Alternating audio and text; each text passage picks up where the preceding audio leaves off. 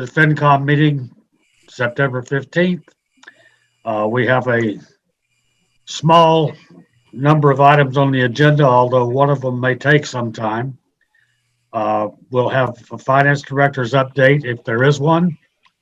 We'll do a warrant articles review with the finance director. Public input. We'll do members updates if we have some minutes, and then we'll be adjourning.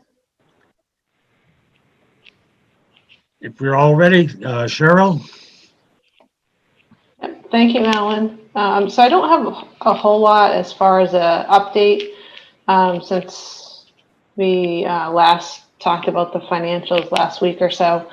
I can give you a little bit of an update on our hiring process thus far. I don't know how many are you aware, but the HR manager position, we have an individual who's accepted. Will be going before the select board on the 21st. And I believe her tentative start date is September 24th. We just finished treasurer interviews and we selected a candidate, and I will be starting his reference checks this week in hopes to get an offer out to him on Friday. The assistant treasurer, we've gone through our candidate selections. We have interviews with the assistant treasurer on Thursday. Hopefully we'll have a candidate out of that pool.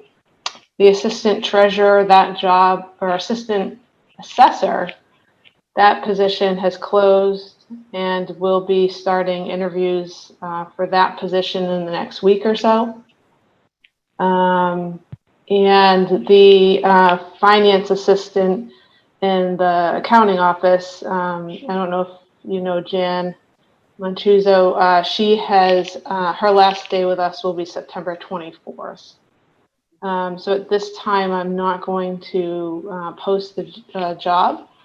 And I'm going to fill that temporarily with some temporary help until I can think a little bit more about what makes the most sense for that position going forward. Because 10 hours a week really isn't quite sufficient to really meet the needs of the department. And I really want to wait for the financial management review to come out from the state before we kind of decide to fill that position. Good. Is there going to be any reasonable overlap time for the assistant treasurer and the treasurer and the HR person? The HR person, definitely. I hope, provided everything works out with this candidate and we can settle on an offer and an acceptance, I hope that we'll have at least some overlap. And then again, with the assistant treasurer, same thing. I think if we have someone from this candidate pool that we like to move forward with, we should be able to have some overlap. Good. All right, our major focus tonight's going to be on the warrant articles review and our recommendations on those. I've asked Cheryl to do screen sharing with us and walk us through each one of the articles as we've done in the past.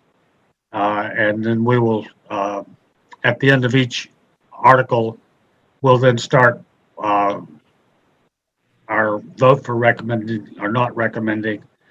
For the sewer article, I've asked Nick Lawler to give us an update on what's happening with that, but he's not available until 7:30. So Cheryl, when he checks in, make that the next one you go to, okay? Okay. All right. You're up. All right. Let me just get to the first article.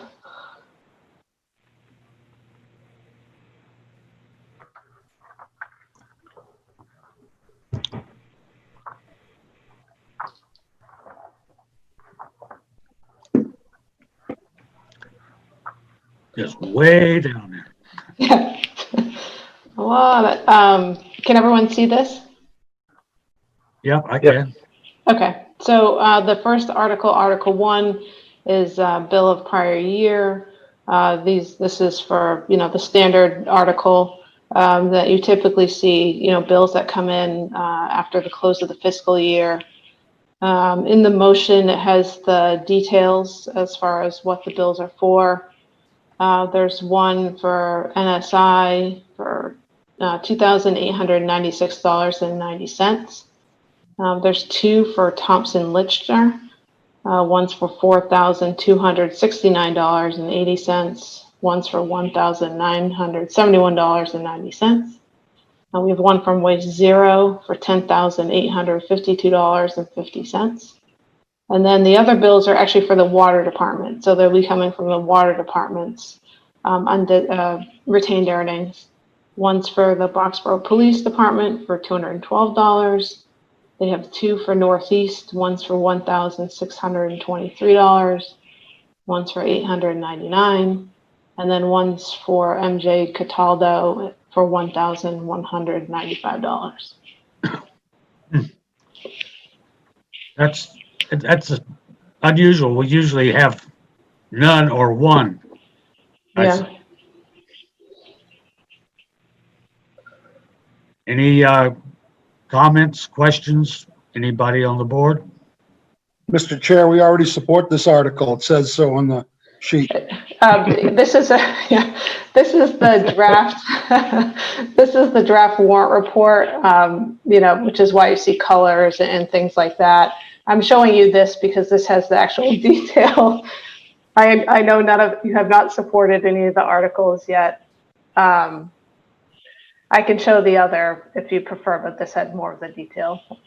I just wasn't sure if we needed to vote on it or not. Oh yeah, sorry, you have to vote on all of them. Ignore that language there. Optimistically worded. Yeah. To Alan's point, we usually don't see an awful lot in here, so it's kind of surprising to see more. But given the events that have taken place in 2020 and prior, it's not a surprise, and it's not a lot of money. So I have no issue with supporting it. Just one question. So, what is Thompson Lichter? What is that one? A vendor? It's a vendor. Testing. They did testing on the fire station. Okay, thanks.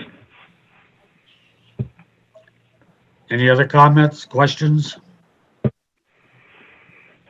All right, do I have a motion to recommend? So moved. Second. Second. I have a motion and a second to recommend Article 1. We'll do a roll call. Alan Bell. Alan Bell, yes. Is Betsy with us? I can't see her. She's not, I don't believe. Okay, Tyler? Tyler Gracie, yes. Greg? Greg's a yes. Gary? Gary's yes. Tom? Tom's a yes. And Alan's a yes. Did I miss anybody? All right. Article 1, Finance Committee recommends. We'll move to Article 2. Okay. Article 2 is to amend the FY21 operating budget. These are some of the recommendations that were approved at the joint meeting with Finance Committee and Select Board. I'm going to explain this a little because it's a little different than what you would expect, but I'll first walk you through the lines. So increasing the town clerk salaries by $5,067, increasing the election salaries by $3,000, increasing the elder and human services salaries $5,760. The Municipal Building Committee has asked to transfer some of their budget from expenses to salaries and wages so that they can have assistance for processing their invoices and such. So it's a needed vote, but it's a net zero for their budget. And then, as you recall, in the spring, we did bonding and a refunding. And so as part of that refunding, we have bond premium that we have to recognize in totality this year. And so we're having to adjust the transfer in from bond premium, which is $32,915. So the end result is actually that the net operating budget is going down from raise and appropriate by $19,088 because we're getting premium in that's offsetting the increases in the budget. So kind of strange, but that's how it all worked out. Yeah, we don't see decreases in the budget very often. It's not really decreasing the budget, it's just decreasing the amount that's coming from the tax levy. Right, I understand. Any questions? It is strange. Yeah, I have a couple questions. What's the reason for the increase in salary and wages? Do we have an idea of why it's happening? For which Either for both. the town clerk or the elections or the elder and human services? Yes, for all three, I guess at that point. Yes, Sure. all three. So at the joint meeting with Select Board and Finance Committee 2 weeks ago, they went through some potential FY21 budget adjustments. And so they looked at things that were originally cut from the budget and looked at whether they wanted to restore any of those cuts. And so those were 3 of the original cuts that were voted and elected to restore. And so it's an increase in hours for the assistant town clerk. It's an increase in hours for the individual that helps out with elections. And it's an increase in hours for the administrative assistant in elder and human services. And we did that at the last meeting. Greg, you weren't there. I apologize, I wasn't there. So yeah, I'm good with the 2 out of the 3. So my only other question is the increase in the elder and human services. Does that make it a benefit eligible job, or was it already benefit eligible? No, it increases her to 19 and a half hours. So it's on. Okay, so it keeps it below. Okay. Yep. I'm good with this. Thank you. You're welcome. If I remember correctly, on this particular article, we voted to recommend that at the joint meeting with the selectmen. So I don't see that we need to redo that again.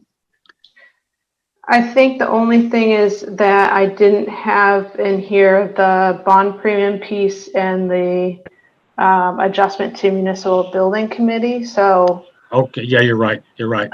those Okay. 2 things weren't a part of that memo. All right. Any other comments, questions from the board? If not, I'll take a motion. So moved.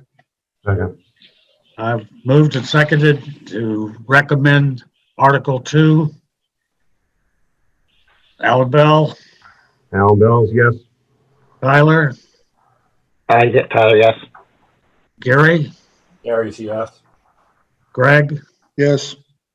Tom, Tom is yes. and Alan. We will recommend Article 2. So Article 3 are FY21 capital items.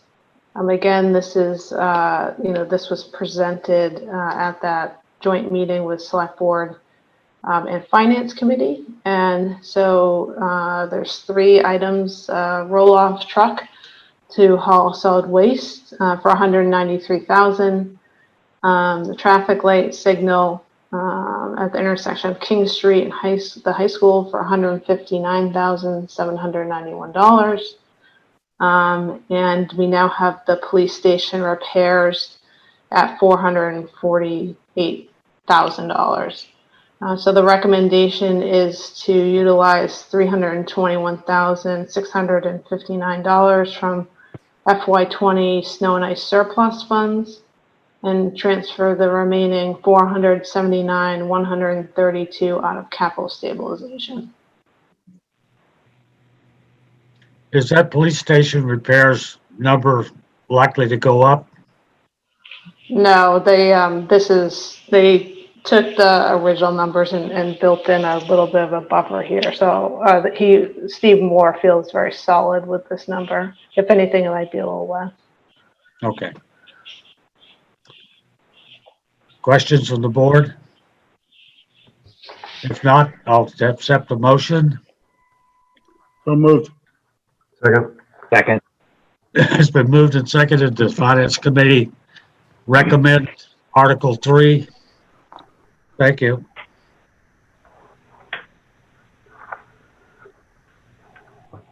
We got a roll call? Oh, I'm sorry. Okay.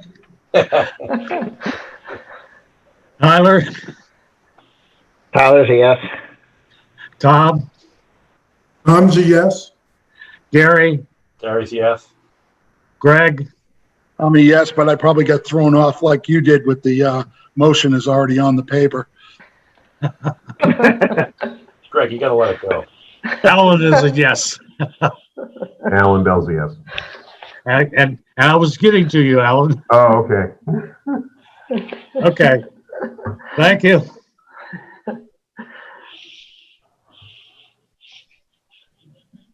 Now we'll go to All right. Article 4. Okay. So Article 4 is an appropriation out of the receipts reserved for appropriation for Public Education Government Access Fund. The current balance in that fund is $478,200. The article is $40,000 for purchase and installation of equipment for the new library, and then $10,000 for costs associated with negotiating the new cable franchise agreement. Yeah, all this comes out of the cable fund, so it's not coming out of general government funds. Chair, I do have a question. It's kind of so I'm trying to think back. Why isn't this part of the library budget? That was. That was a good question, but when the library was put together, they put together a meeting room, but they just assumed that, like we had done with the police station and with the fire station, that the LCTV would provide the equipment. Okay. And we're so far along now that. No, I was just curious if there was. I didn't know what type of wiring now that I look back, is even going into the library, and if there is, if it's just this room that needs this, or have we looked at other rooms that might need the same? You know, I don't. Anyway. No. Okay. All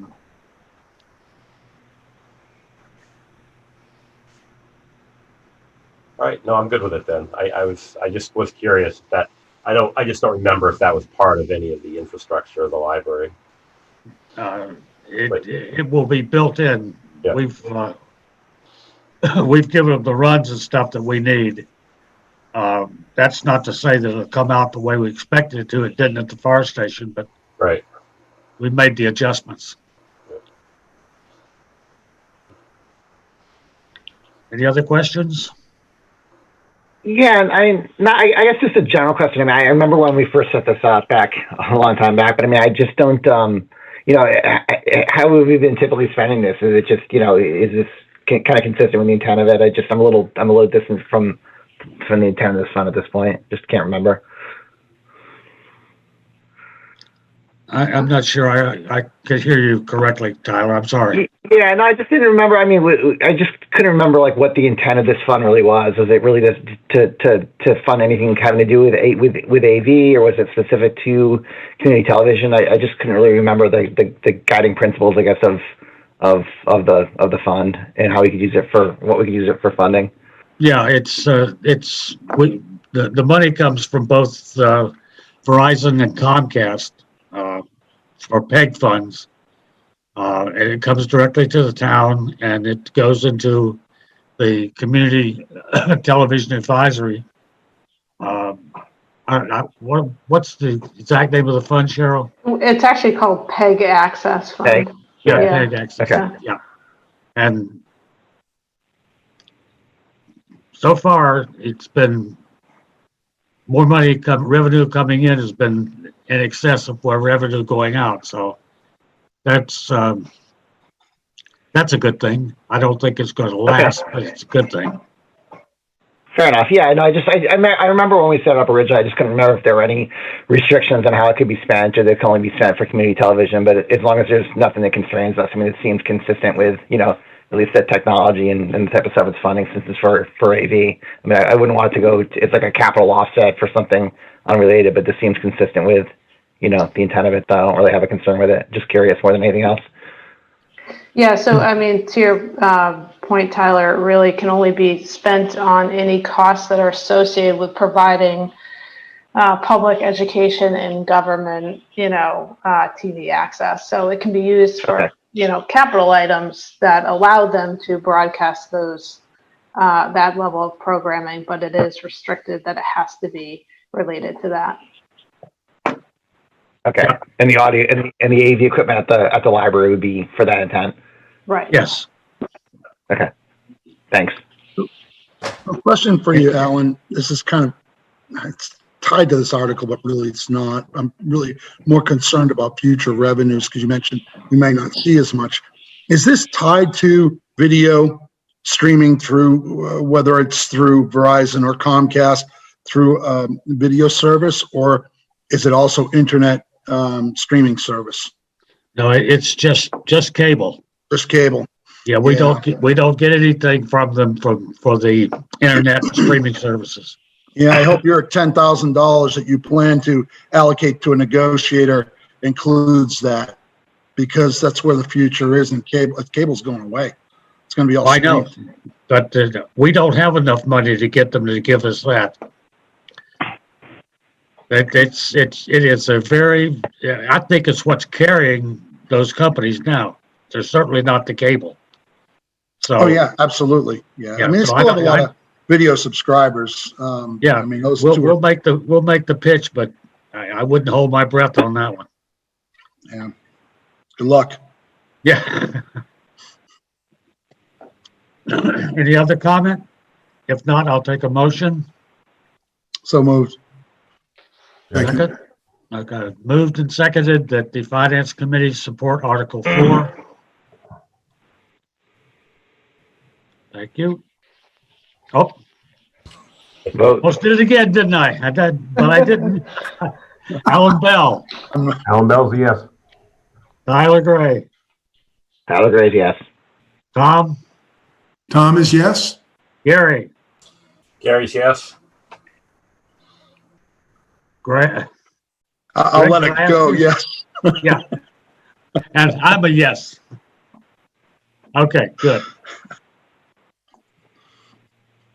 Okay. I don't know if you want me to cover the next article or not. I can, or if you have additional questions, you can perhaps ask when Nick Lawler comes on. Yeah, I'd like to stick just to those that have a financial bearing. Okay, so this one is rescinding a vote, so it does have somewhat of a financial bearing. That being said, it's just the money is going back to the Spectacle Pond Cell Tower Fund. And just, do you know off the top of your head if this has been canceled? The dredging of Mill Pond? Or? I don't think so. I mean, that wasn't the impression that I got when Nick spoke last night. But like I said, he'll be on hopefully soon. So if you want to skip over this and recircle back, we can. Sure. Okay. Yeah, I would like to. Yeah, I think we should skip over it. That's been kind of hanging around for a long time, dredging of Mill Pond. And I know there was a lot of work that was done by the Clean Lakes Committee and all that stuff years ago. So I'd like to know why that money's being rescinded. Sure. Nice to know. Yeah, that bothered me too, because I kept waiting to hear something about the dredging was going to start, and it never did. So Right. Yeah, there seemed to have been a nice plan for it, and then it just kind of died on the vine. are they going to use that 68,550 for something else, Cheryl? Not to, not that was indicated to me, no. I don't know if they have plans, but at the time when they had asked me to put it on, they hadn't indicated the use of it. Interesting. Okay, I just double checked, and Nick is not on yet, so we'll keep moving forward. Article 6 is to apply the premium that we got from the recent bonding and refunding, and to apply it towards the projects. And so to see if we'll apply $11,557.39. Of that, $9,047.91 was paid to the town. And so we want to apply that to $1,057.48 to the bond that was $3,489,000. We're going to apply $1,452 to the bond that was $4,986 million, and $8,785.06 to the library construction project. And one of the part of it was a water bond, so applying $2,772.33 to the Whitcomb Ave project. I have a question, if you don't mind, Mr. Chair. Why wouldn't we just apply these funds to one bond? Why are we spreading it out over them? Because some of them were specific refundings, so they were bonds that we refunded for those projects. And so, and when Steve does his bonding, and we have all the different projects and the bonds that we're doing the bonding for, they actually have specific premiums associated with them.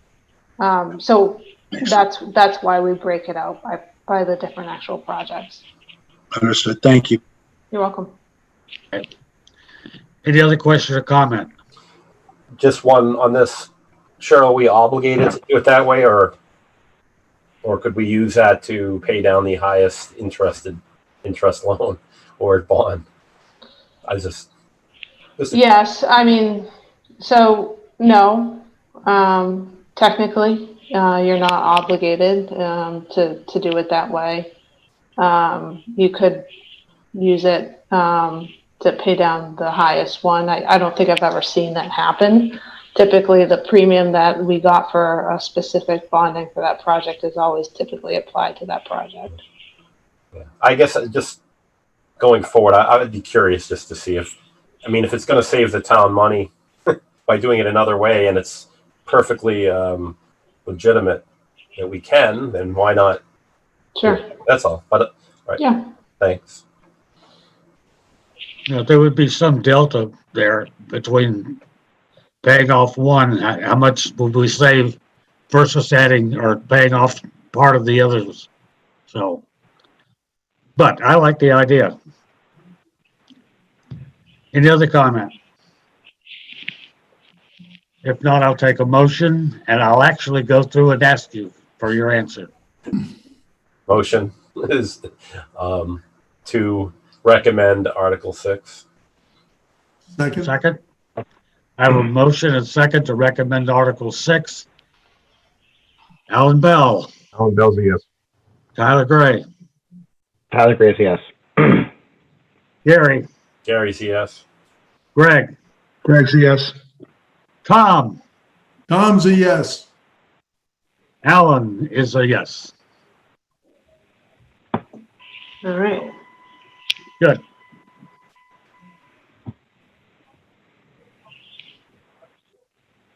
Okay, so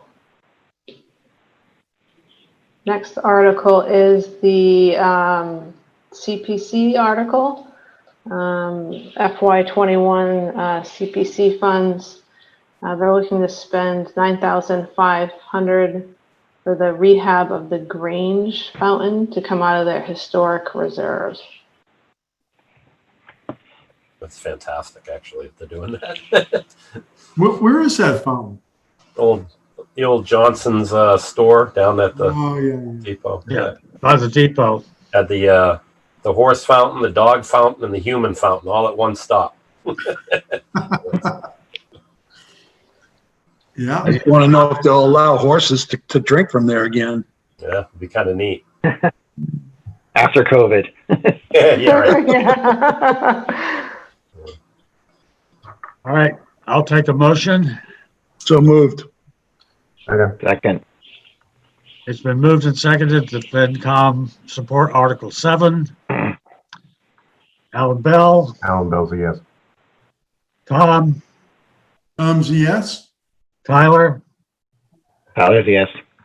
Gary, Gary's yes. Greg, Eggs, yes. Alan is a yes. Thank you. All right. So the next article, Article 8, is the acquisition of 119 Hadawan Road. They are still in negotiation, so we can skip over this article at this point because we don't have a dollar number. Okay. Any questions about the article before I kind of pass over it? Not for me. Just real quick, Yeah. the town or the Board of Selectmen, were they still interested? I was trying to read through it. Oh, sorry. We're breaking off the lot. They were going to break off one lot for housing. Is that still something they were? Okay. I was just. Yes. Yep. So the Affordable Housing Trust is giving $200,000 for that. Okay. Towards the project.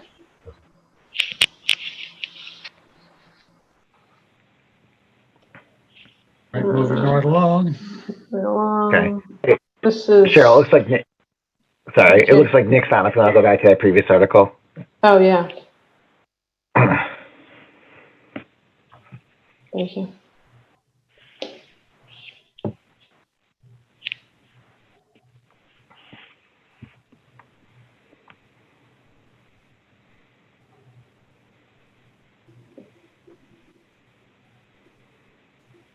Nick?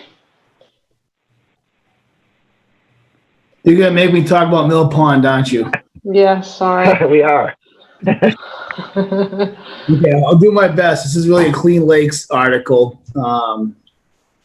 And this has nothing to really do with the timetable or the dredging at Mill Pond. This is more, has to do with just rescinding an old town meeting article that we don't need that money anymore. That was for a feasibility study. And the Army Corps of Engineers, and through a grant, were able to pick up that cost, and it came in a little bit lower than they thought. So this doesn't impact the schedule. It doesn't mean we're not doing the Mill Pond dredging. That's still coming, moving forward. We're hopeful that early 2021, that feasibility study will be done, and we'll be moving forward with, the project. And hopefully in spring of 2021, there'll be a town meeting article for the actual project. So I don't know if that answers your question. The select board are the same question, so I'm sure that might be it. But if there's anything else in that article, let me know. Good, thank you. I think, Cheryl, we might want to put some verbiage in there so that same question doesn't come up at town meeting. Because I'm sure if we thought about it, somebody in town meeting is going to ask the question, so. Right. Well, my question, Mr. Chair, was just if the Swans were back. That's separate.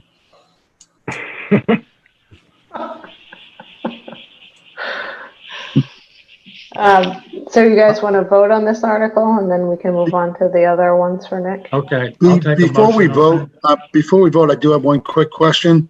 So is the 68,550 gonna go into the cell tower fund? Is it gonna come back out for the project, or is it gonna be earmarked for something else? Do you know, Nick? Yeah, the money goes back into the Clean Lakes account. That's where it came Oh, from. okay, That's where it goes goes back to back. Clean Lakes. Yep. Okay, all right, I'm good. I move that we recommend Article 5. Second. Have a second? Second, Do I have a second? second, Second. It's been moved and seconded that we recommend Article 5. Roll call vote. Tom, Tom's a yes? Tyler, Tyler, yes. Gary, Gary's yes. Greg, Greg, yes. Alan Bell, Alan Bell's a yes. and the other Alan's a yes. So, good. Welcome, Nick. That's not all you want from me tonight? I can't leave now? No, I was just welcoming you. Oh, great. No such luck. Yeah. Yeah, I know. We got, the water department has a few big articles tonight. I did sit down with Al Bell last week, and Cheryl had asked that I'd come on and talk to you guys about those two articles. So thanks for having me. I know there's probably a lot of questions about both of them. So looks like we're starting on Article 10, which is our PFAS article. And of course, on both articles, I don't have final numbers yet. I'm getting final numbers for sewer and for PFAS tomorrow morning. But we have a rough idea of where they're going to come in. We're just trying to get some final numbers. So the PFAS one's a little bit simpler to talk to you about. I think, I'm trying to remember now, it was this time last year that we kind of first started talking to you folks about PFAS. When we really had no clue how to solve the problem and how much money we needed to solve the problem. And now we do. I mean, we have a temporary solution in place right now. If you remember last fall town meeting, we got $6 million borrowing authorization to start solving that problem. We spent about $1 million out of that $6, so we haven't really spent a lot of it yet. And that $1 million has been covered by a 0% interest loan from the Mass Clean Water Trust. Cheryl, Steve, and my staff have been doing a tremendous job trying to find the best ways to fund this project. So then the permanent solution, so the temporary solution was tying Beaverbrook source wells to Spec Pond and get that Spec Pond water under 20 parts per trillion. And that's a number that SDEP regulates too, that they believe has a negative health impact to people. So that's the goal for the temporary solution. For the permanent solution, we're actually trying to get a non-detect out of the new plant. And the new plant's going to go at Wickham Ave. And there's going to be a transmission main from Spec Pond to Wickham Ave that sends the water there. And we'll end up treating waters from both Wickham Ave and Spec Pond at that plant. And it's also going to have the ability to grow in the future in case other water supplies come online. Between the original authorization for $7 million for Wickham Ave treatment plant, which we spent $1 million out of in design, and the $6 million for PFAS, we borrowed. Well, we have the authorization to borrow up to $13 million, and we're going to need probably another $14 million to complete the whole project. Unfortunately, the cost of construction of these type of projects is through the roof. COVID hasn't impacted them. I got a full house full of kids and a wife here, so you have to deal with me. It's bedtime, so everybody gets yelled at bedtime. So it's still the cheapest solution, and it's also the cheapest solution from an O&M standpoint because we're operating one single plant instead of two. And Spec Pond Road's our most costly plant to run. It's about 25 years old now. I'm really hoping it's the last time I'm in front of you guys for a long time asking for money for the water department. Between the Cedar Hill tank and this plant, and previous to me taking over, we had just redone Beaver Brook, the system other than what's in the ground, and hopefully we can pick away at that and not have to borrow money for that. Hopefully now we can start doing this in a more controlled manner. Unfortunately, PFAS just kind of came out of nowhere. And I applaud the Board of Commissioners and my staff for handling it directly. But that's that in a nutshell. I'm sure that's probably led to several questions. So I guess I'll turn it over to you guys now and see what questions you might have. So the board? Anyone? I think you're going to be surprised. We don't have a lot. We've been pretty educated on this over the last year since You know, it was talked about at the MMA conference, and I don't know, you've kind of kept us along the way, telling us what's going on. So, yeah, the money, I guess I'm not going to say it's a shock, but looking at what other towns have had to deal with, it can get crazy expensive. So this is it has to be taken care of, or it's just going to get worse. So. Yeah, you know, one thing I'll say to that end is, you know, we've been slowly increasing our rate over the last probably year to 2 years, anticipating this to happen. And, you know, as you guys know, before I took over, Scott Edwards was in charge, and I think when he took over, there was about $140,000 in free cash. He worked it up towards $1 million, and that was kind of our goal, is to keep $1 million in free cash and build up budgets around that to make sure we maintain that. And right now we have $2 million in free cash. So we're very healthy financially. We've been trying to anticipate this to make sure that we stay healthy financially. And now we can start using that free cash to hopefully buffer the rate shock that's going to happen, you know, once these bonds actually get bonded. All right, good, thank you. Yeah. Anyone else? I'm okay. Thanks. So Nick, you already talked about this a little bit, but the next article is the smart sewer design article. Yeah. Yeah, I was real lucky to get this one. Here we go. This one's tough because when we got this project, Weston and Sampson were the engineers, you know, and they did a good job. They were focused though on, you know, sewering one part of Littleton, the common, you know, and it was for two reasons: one for economic development, but also because of water quality in the common. And they were very stuck on one technology, which was that QUERC, which was the Clean Water Energy Resource Center. And, you know, and then when we took it over, we had a lot of questions, as did the town, as you folks. I remember hearing, you know, your questions. You know, Fred Faulkner, who was our rep back then, also had lots of questions when we took it over. So the first thing that we did, we've only had it for a year, which sounds like a long period of time, but it's really not. And we were involved in the original sewer working group, so we weren't completely in the dark. But we wanted a peer review done of the work that Weston and Sampson did, just because of all the questions that, you know, folks like yourself had, that we had, the select board had questions. It wasn't, you know, almost everybody. So we did a peer review, and a few things came out of that peer review. One was that, you know, we should be looking at all technologies.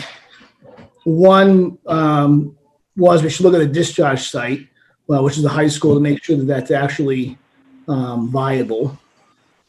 The finances were questioned. I think, you know, the betterment fee was decent, but the average cost to the end user was almost twice the state average, which, you know, you guys might not care about it, but you got to remember the town is a big user of this system.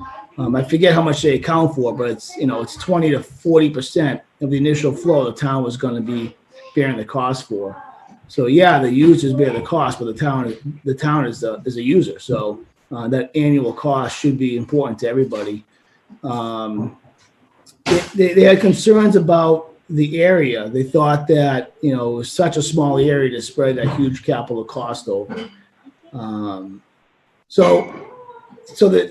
then they were concerned that we were kind of looking at one piece of the town. We didn't really understand the sewering needs for the entire town of Littleton. And they thought whenever you're going to invest 30, 40, whatever million into a town, into an infrastructure, you want to look at the town as a whole.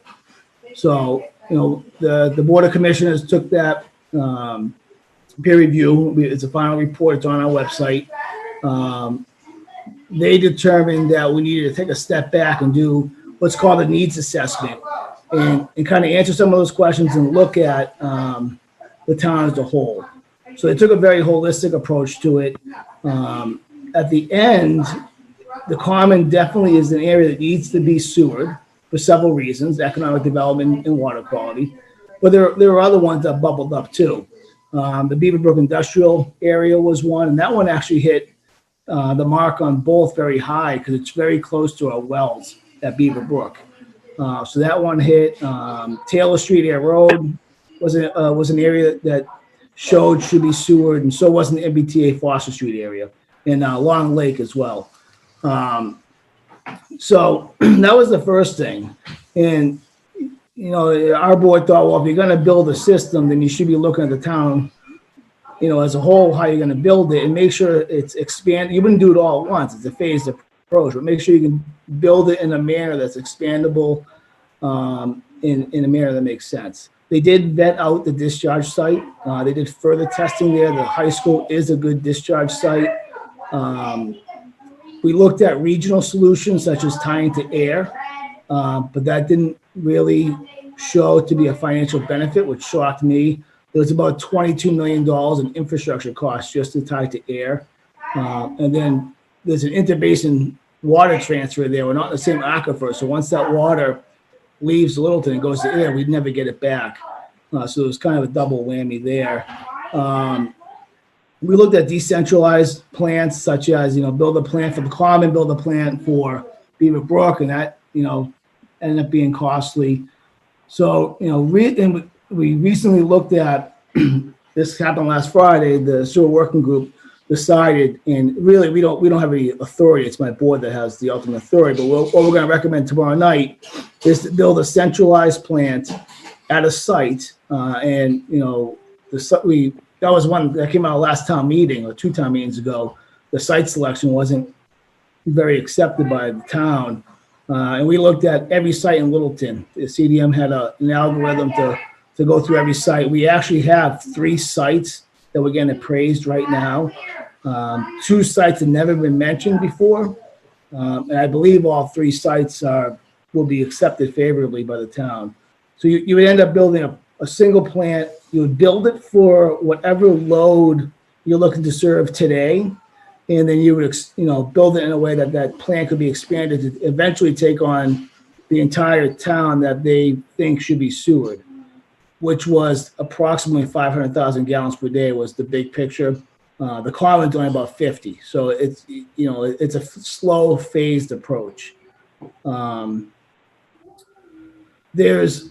still have some concerns with this article. You know, I think CDM's done a great job at getting us the numbers we need. They're a little bit slower because of COVID. I was hoping to have all my numbers by end of August. And it looks like now, hopefully end of September. I'll have phase 1 costs tomorrow. But the outreach that we've had to do hasn't really happened yet because we haven't had numbers to do outreach with. I still can't give you a betterment cost. I still can't give you the average annual cost to the user. And those are the type of numbers that, you know, whenever we do outreach, we need them. That's what people care about. They don't care about a lot of things about this project. They want to know, what's it going to cost them, what's it going to cost the town. There's other pieces of this project that are very important to continue to move forward. The discharge site right now, we use it at the high school, and it's rated and built for 17,000 gallons per day. So to expand the discharge site, we obviously need to do work there. And we have a MassWorks grant for $1.5 million to put towards that work. One that Anthony and Saudi got before he left, and one that I've been able to keep extending with the MassWorks folks. So I reached out to them to see if I could extend it one more time, just to see if that's a possibility if we don't go forward in the fall. So I don't want to lose that $1.5 million. I think it's a good nugget for the town to have. I think Anthony and the previous team did a good job, you know, acquiring that money. The discharge site's estimated to cost $2.5 million, so it almost pays for the entire discharge site at the high school to be redone. I'm sure I forgot a lot of things, but that's my 2-minute brain dump. And I'm sure on this one, there's a lot more questions. So maybe it's a good time to turn it back over to you guys, answer some questions, and maybe that will free my brain up for some more info. Yeah, Mr. Chair, if I may, I will say I think you're being generous with your compliments of Weston and Sampson for the work they did. I think structurally, you definitely the blueprints for sewering might have come in handy to you, but the financials I think from that were probably doomed from the start, and so I can imagine a lot of the work that they did had to be thrown away, which I think was wasted time at the beginning of the day. We're a year behind, if you will, to some degree. I know some of the work that they did is definitely you're using and we're using going forward. If nothing, it exposed some of the needs that we definitely had for the town, and brought some of the costs to light, what this was going to look like. But so the expansion, you're saying in the fall, if this passes, we can start immediately on the expansion of the site at the high school. That's something that that's kind of like a first phase, I guess. Right. So I would agree with you, Weston and Sampson. I'm trying to be political off the 20s. Oh, I know you are. But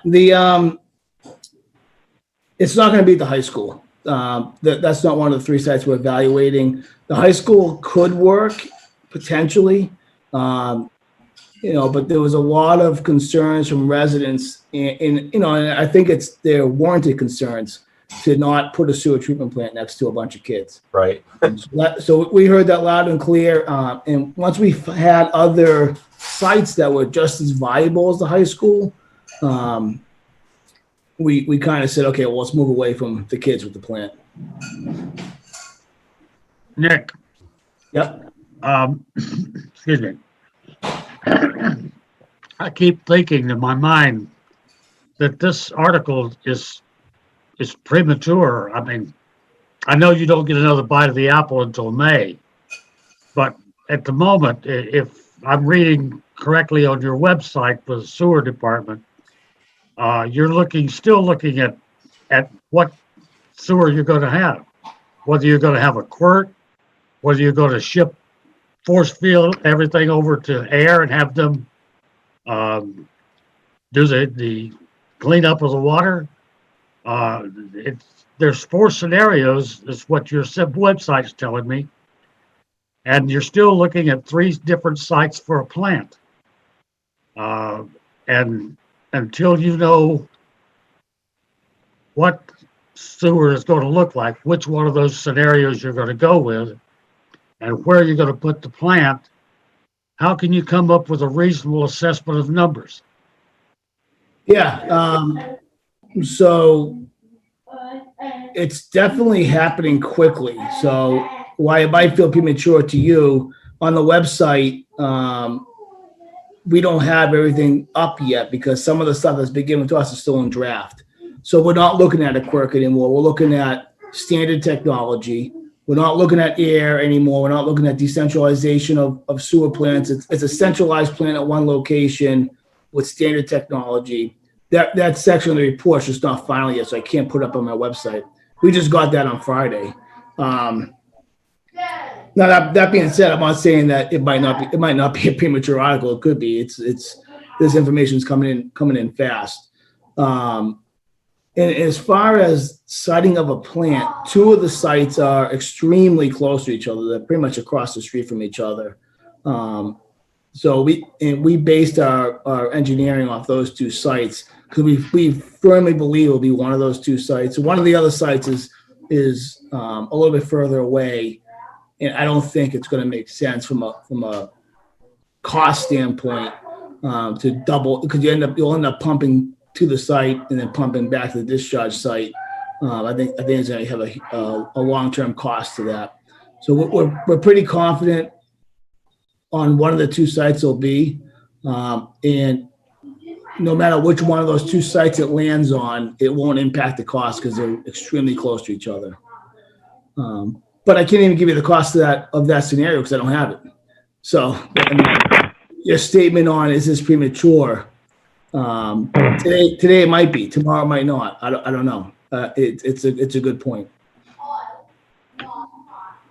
Mr. Chair, if I could make a couple of comments. Sure. First of all, Nick, I want to commend you and being involved in this and take a more holistic view for the town of Littleton.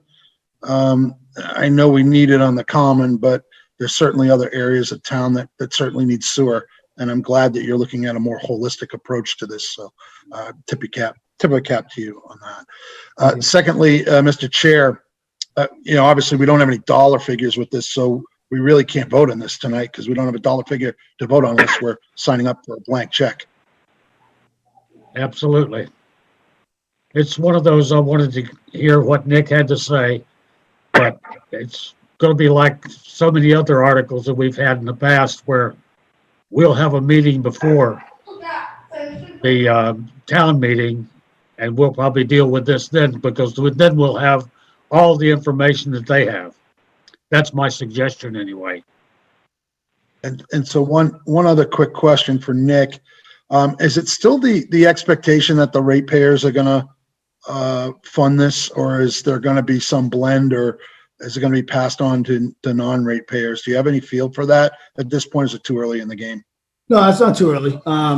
There's a couple general comments I can make about the finances that my board has instructed me to build a model around.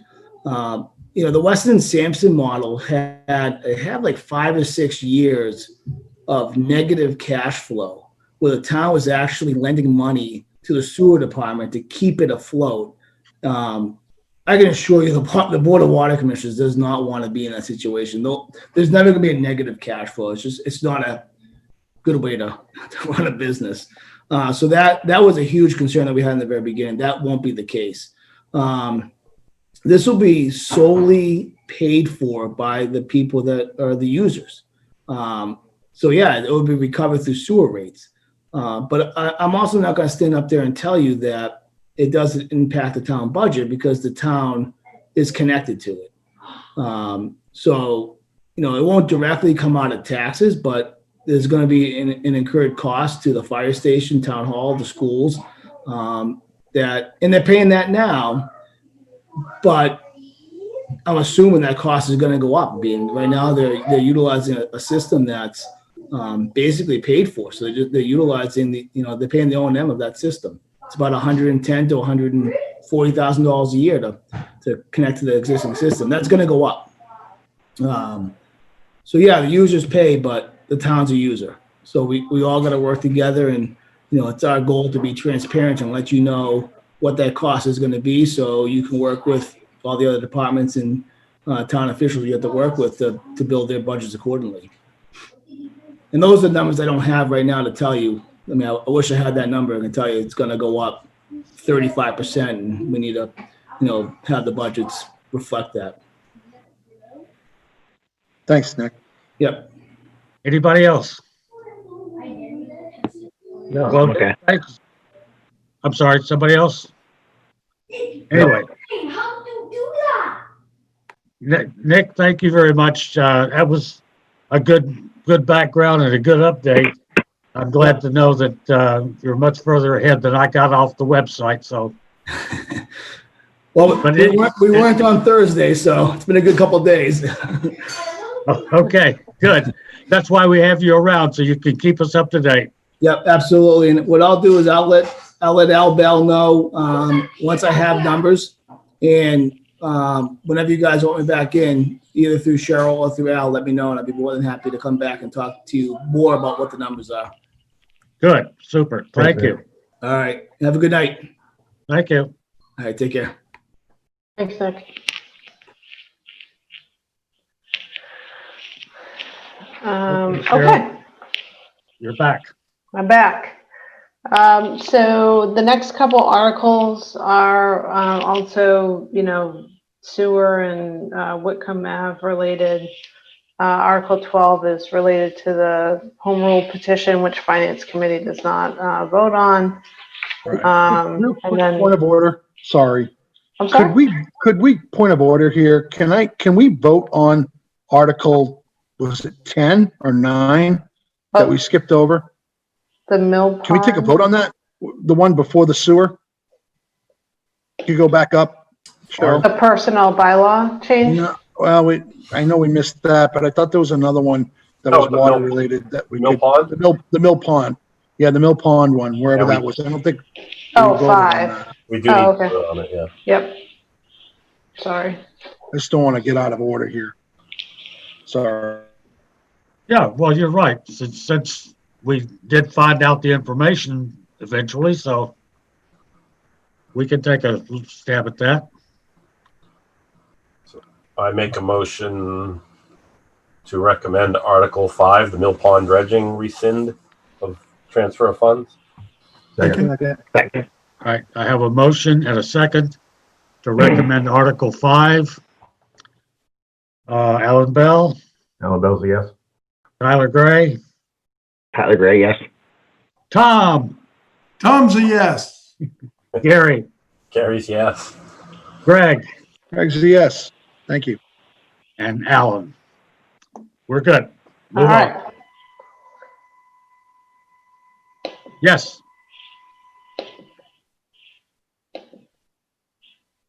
So this Article 9, I don't believe you vote on. They don't have Finance Committee No. as an individual on this one. This is essentially just moving the minimum wage up, right? Adjusting. Okay. Yeah, it's that, and then clarifying that holiday pay is 8 hours. Yeah. Of pay. The Personnel Board article that we worked on, the Personnel Board worked on over the last few months. Then we talked about 10, 11, 12 you don't vote on, 13 you don't, 14 you don't. And so then I think this is the last one for Finance Committee, is Article 15 related to the ambulance, to see if the town will borrow $225,000 to purchase an ambulance. And the payback of that will be the ambulance fund. I don't have any more. We've talked this one around and around already. I don't have any questions on it. Anybody from the board? No. If not, I'll take a motion to recommend. So move. I make a motion that we recommend, the Science Committee recommends Article 15. Second. I have a motion and a second to recommend Article 15. Alan Bell, Alan Bell's a yes. Tom, Tom's a yes. Tyler, Tyler and Taylor are yes. Tyler and Taylor are yes. Gary, Gary's a yes. Greg, Yes. and Alan. I'm a yes. Okay, I think that's it. that's it. Thank you, Cheryl. You're welcome. Okay, do we have any public visiting?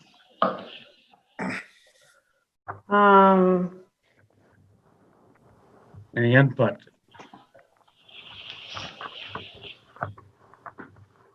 I guess not.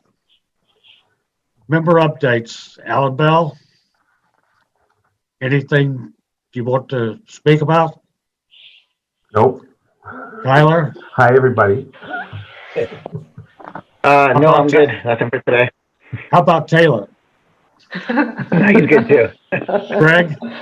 The only updates I have is we're continuing our meetings, the town administrator search. The job's been posted. It's out there. I saw it when I did a Google search, so it's definitely out there. And we're going to be reviewing tomorrow night. We're meeting, reviewing some of the questions that we'll be asking some of the candidates and just starting to move the process forward. So that's the latest. Tom? Nothing other than I heard the Patriots have a new quarterback. Ah, Tom who? it definitely wasn't Brady. Gary, got anything? No, just that last article we voted on, got me thinking about really maybe thinking outside the box, looking forward at some of these vehicles that we know we have to replace every X amount of years, and trying to get as creative as we did last year with some type of a stabilization that really addresses the vehicles that we can tap into as needed. Because that can be a pretty big sting. We've seen it now with the fire engine, and then with, the ambulances aren't going to go away. They're going to keep coming. They're getting as pricey as a fire engine. So I don't know. I just think this year maybe we should just think about how we can maybe put some money aside each year for that particular vehicles, and then it makes our capital discussion a little bit more palatable. On this vehicle's really old, this vehicle, okay, well, let's put this money towards this vehicle this year, or whatever. But anyway, just a thought when I was looking at. Go ahead, Cheryl. Just a thought on that too, and I wonder, and I don't know if there is individuals looking at the financial policies, but we have a calculation in the financial policy that dictates how we spend free cash, which dictates how much goes to capital, et cetera. I'm wondering if possibly, looking at that calculation and adding something in there that's a certain percent of free cash goes into stabilization specifically for, vehicles or something to that effect. Well, Yeah, and go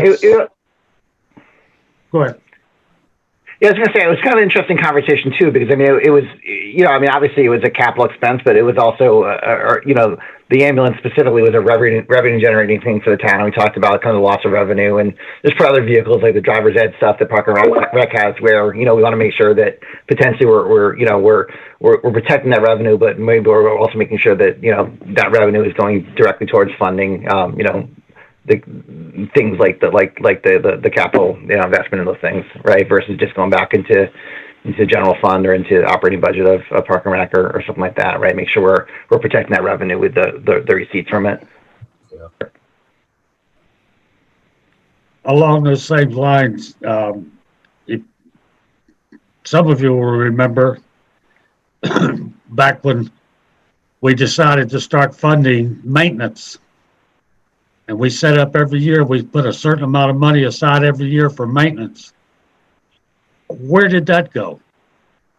We're not doing that anymore. Why are we not doing that anymore? I don't know. It must be a good reason. But setting aside money for vehicles and capital is one thing, because you have to renew the vehicles, but the maintenance on all the plants we have around all our buildings is something else we need to start thinking about. Start putting some money away, or come up with a plan so that we do indeed put money away for that every year. Yeah. That it does get into the budget. That's my soapbox. Yeah. No, it's a good point, Alan. And my mind's going back in the Wayback Machine, back to my previous stint here, right? But I remember we kind of had an opposite discussion in the past too, where there were items we felt should have been capital, but they were purchased out of operating budgets because they were revenue generating, right? So kind of exactly the opposite. But as we look at this stuff and the vehicles that tie to that, we probably should make sure being consistent across the town, across the departments, and that they're all being handled the same way. Yeah, we have rectified some of that since your first enlistment. I remember.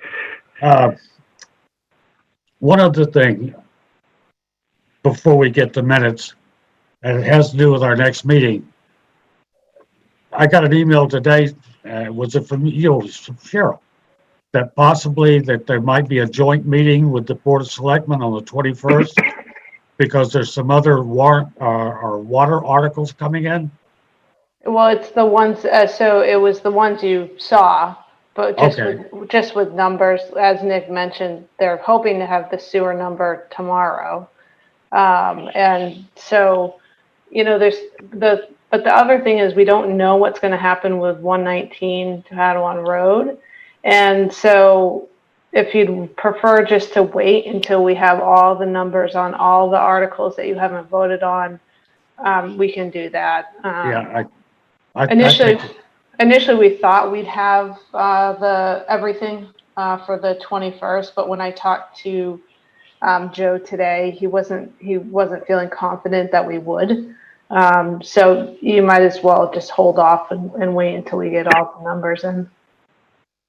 Alan, we've seen it before when we go to print. If we haven't been able to vote because we're not comfortable for whatever reason, right. that's what it says, FinCom vote pending, and then we do it on the floor, Mm-hmm. and then we can explain it at that time. So that might be a case where we might have to do that. When do you go to print on all this? On the 22nd. Yeah, it's going to be tight for that article, right? Yeah. Yeah. I don't think they're pretty sure they're going to have probably an insert for at least that article.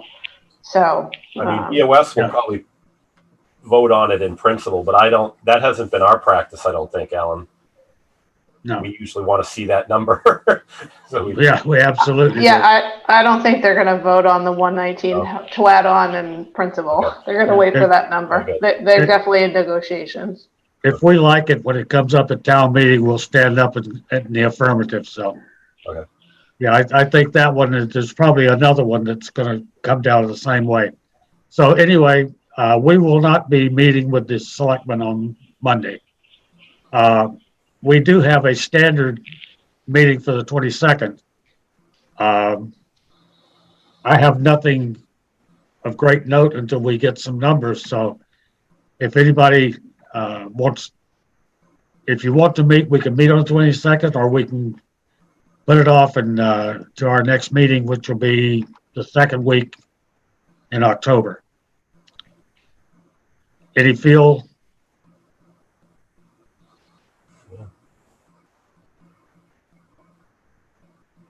That puts us a week, 2 weeks ahead of town meeting. We can even potentially have our vote then if the numbers are in, and then we don't have to do it on the floor. If they're in, yeah, that's what I was thinking. Yeah. Anybody feel strongly that they want to meet on the 22nd? I don't. Okay.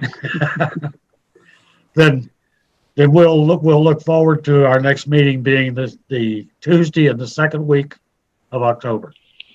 Maybe the 13th. 13th? Or the 6th. Or okay. Sounds good. 13th. 13th. Yeah. All right, everybody put that in your Rolodex. Oh, you don't have Rolodexes anymore, do we? No. Put it in your phone. My virtual Rolodex. Your palm reader. All right, minutes of the last meeting. Did everybody get their copy today? Yep. Do I have a motion? Do I have a comment? Have a correction?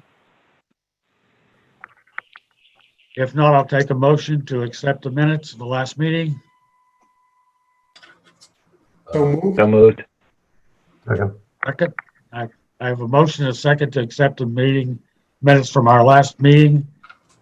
Alan Bell. Alan Bell's a yes. Tom Perrell.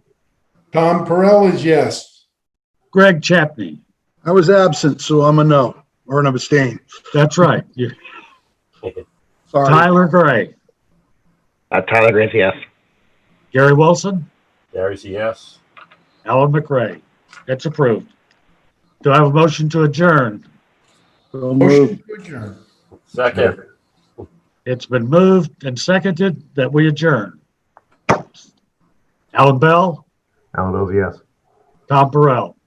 Tom Perrell is yes. Greg. Greg's a yes. Tyler. Tyler's a yes. Gary. Gary's a yes. Alan's a yes. Cheryl. Yes. Are you ready to retire? Okay, guys, thank you all very, very much. Keep in touch. Be safe. Be well. Thanks, Alan. Take care. Thank you. Thanks, everybody.